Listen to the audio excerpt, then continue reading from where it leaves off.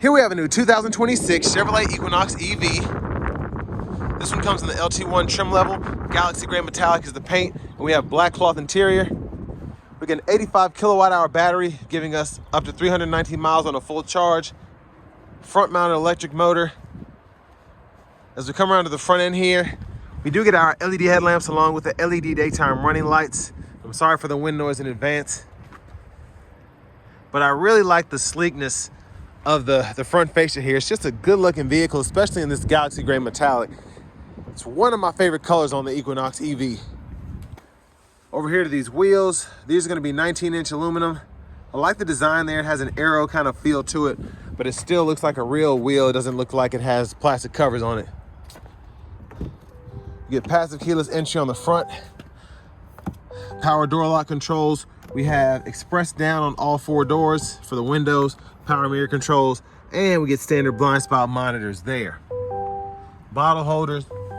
I'm gonna open that cargo space, electronic parking brake, lane keep assist, automatic brake hold. We get a manual tilt telescoping steering wheel.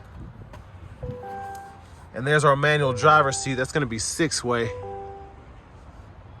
Now, I do want to give a huge thanks to Chevrolet Buick GMC of Murfreesboro for allowing me to review this Equinox EV today.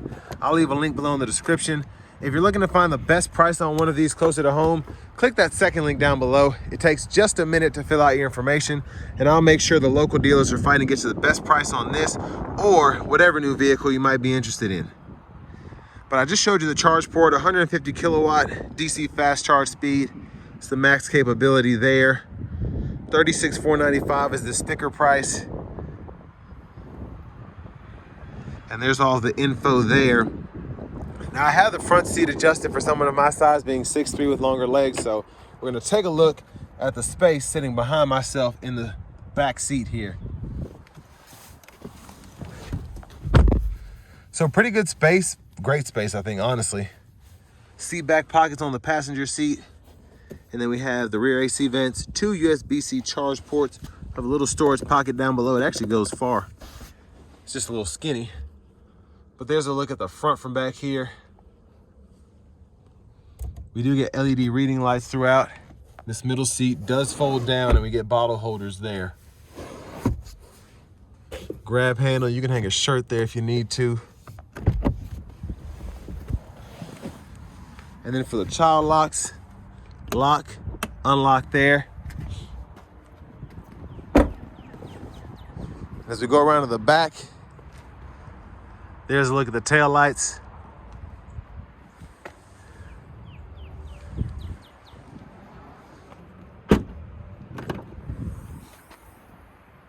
Manual lift gate.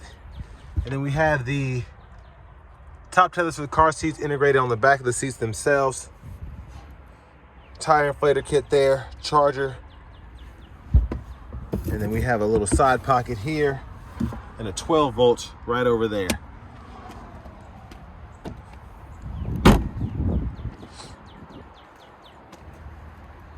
And then rear passenger seat.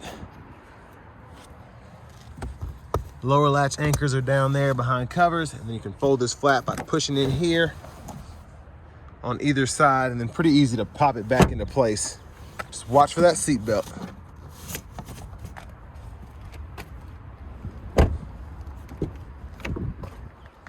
And then we have a 4-way manual front passenger seat. Little run through here with the 12 volt, which is nice. There's the glove compartment. Now I like to point out these 12 volts because the new Vistic, I had one of those for about 3 weeks, and I could not run my radar detector there. And that kind of got on my nerves. Of course, they make inverters for that. You can get on Amazon or whatever, but I like that we still have a 12 volt or 2 in some of these newer models. Now there is the front mounted electric motor. And I guess that's shaking where the air is on. That's interesting.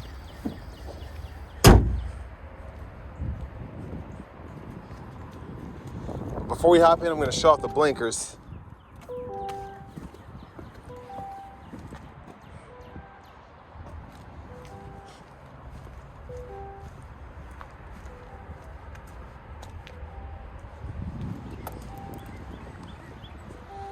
Let's go ahead and hop in here. So we have a hard vinyl plastic wrap steering wheel. There's the horn. Now over here to this display, this is a 17.7-inch Google Assist built-in, or Google built-in with Google Assistant system here. I actually like pretty much everything about this other than it doesn't have CarPlay, Android Auto. That gets on my nerves, but whatever. Just showing you how everything works here. Drive modes are here. You have normal, sport, snow and ice, and my mode. You can also activate the one pedal right there or from right here. And while I'm over here, you don't have push button start. You basically, the car detects you with a key fob when you hop in, hit the brake, and it just cuts on. But you can manually adjust the lights here because you don't have a traditional knob or stalk you can use for that. And then you can hit this button and just keep the vehicle on for 60 minutes so it doesn't automatically cut off as you're getting out.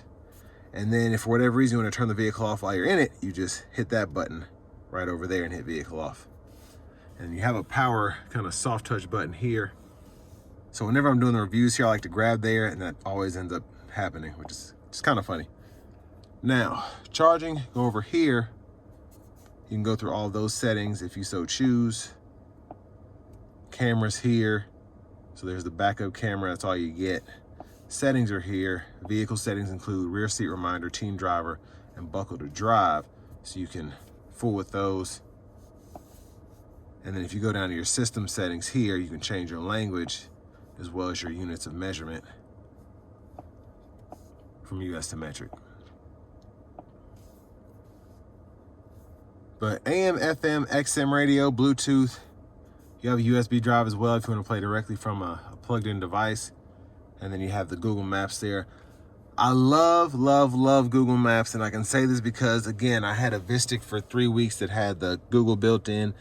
Google Maps system is fantastic, but I just can't see myself paying for the subscription. But if you only use it when you're on road trips or whatever, once or twice a year, you'll be all right. It's better than paying $600 for it to be built in, I think. Your dome lights you can activate here, which is pretty neat. And then your power window lockout is there. Traction control, automatic high beams, park assist, rear automatic braking. And if you go in here, you have all these same options that you can kind of fool with. So I'm just showing you everything so you know where it is. And then you have single zone automatic climate controls. You can adjust that down here. Direction, fan speed, temperature. But that's pretty much it there. Down here you have knobs for the AC, which is nice. If you don't like the buttons here, you just adjust the fan speed here, adjust the temperature here, on or off, auto, and then you can toggle the heat or AC there. Now over here you have 2 USB-C ports, bottle holders, little storage tray while your phone's on the charger. And then your center console cubby space, removable tray is there. And there's a look at the back seat from up here. Hazards, lights, and then your vanity mirrors here. A back up front, left side stock, blinkers, intermittent wipers, fluid, and then your rear wiper, fluid there. Shifters on the column, so hit the brake, pull for neutral, pulling up for reverse, pulling down for drive, press this pin for park, and then you can toggle the levels of regenerative braking if you don't have the one pedal on right here. But behind, underneath that, track list, radio station presets, and then right side here, volume up, volume down. Since we have adaptive cruise control standard, you can turn the cruise on or off there. Hold this cancel button to go between regular and adaptive. You can see it can go back there, and then set your speed there. And this is the gap adjust for the forward collision alert and the adaptive cruise. Right side, voice recognition. This goes to your audio sources.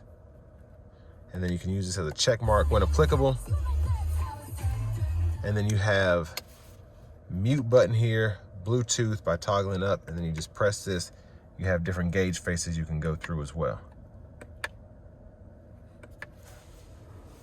And then finally, here is the key fob with remote start.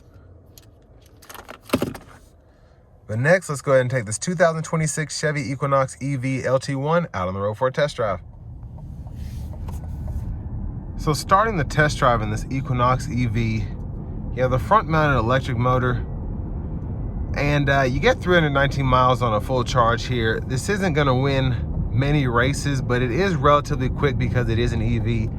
And I think it's one of those slept-on vehicles that more people, I wish they just knew about them and took seriously, because as a commuter vehicle, as an SUV that's basically a bargain at this point, I think it's just a good buy with it being electric, with it having this kind of range, and also with it having this kind of technology. You have blind spot monitors, adaptive cruise control, so all the important stuff, I think. And then to be at this price point, I just wish they would just throw in a power seat for this money, because it would make it such an easier choice to make. Now we're gonna go into the drive modes, take it out of normal, put it into sport. Gonna floor it. Here we go.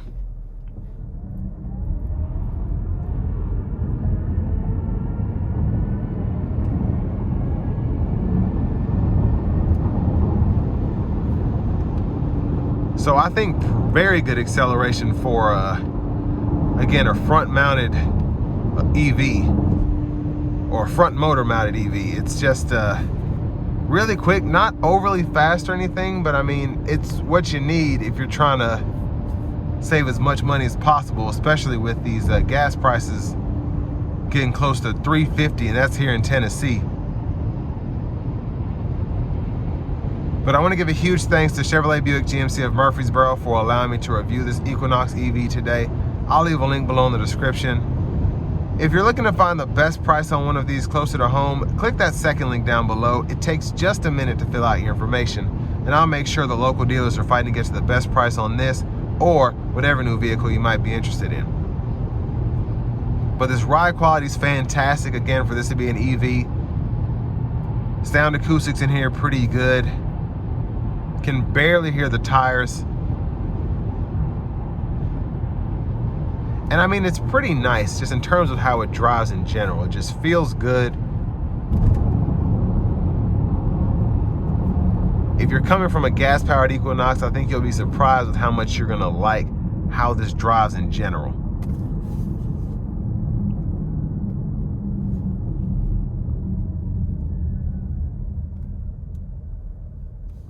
Now, in terms of what you get for the money, I do think, and I kind of alluded to this earlier, I think you get so much for this $36,495. Now, unfortunately, we don't have the EV tax credits or anything like that, but these are just solid vehicles. EVs are much more reliable than gas-powered cars if you think about it. You don't have to maintain them with oil changes and all of that. They burn through some tires, but that's only if you drive them like I do. Even though they burn through tires, but just, you won't go through them like I do. I mean, the power to, I guess, energy efficiency is so good because you're able to get 319 miles on a charge here. And if it, like in Tennessee here, our electricity is so cheap compared to everywhere else. I mean, it's like $5-6 to charge this thing up full. And, you know, you just plug it in overnight. And these batteries are relatively reliable. That's why you have an 8-year, 100,000-mile warranty on them. You're gonna have degradation, but honestly, if you drive this normal, you can keep this 15, 20 years at least and not really worry about the battery degradation as much, because most of us are driving 10 to, 35, 40 miles one way to work. You're going to work, coming back home. Now, when you're road tripping, that's where it gets iffy, especially as your battery degrades. But I have a 21 Mach-E with 85,000 miles on it, and I only have to stop once to charge it from the Nashville area to Cincinnati, and same thing back. And I just charge it overnight at the house on the way to where I'm going, and then at the hotel on the way coming back. Now, if you're doing this all round trip like I have done before, you stop a couple more times, but you just, with EVs, and this is kind of what's wrong with America, you have to get used to them. It's like when people were doing horse and buggies and they didn't like cars because cars were different. you get used to these, you get used to how they drive, how much range you're prepared to have based on the temperature, so on and so forth. And it's like riding a bike, it really is. So a great SUV again for the money. And this will bring me to the end of my review of this 2026 Chevy Equinox EV LT1.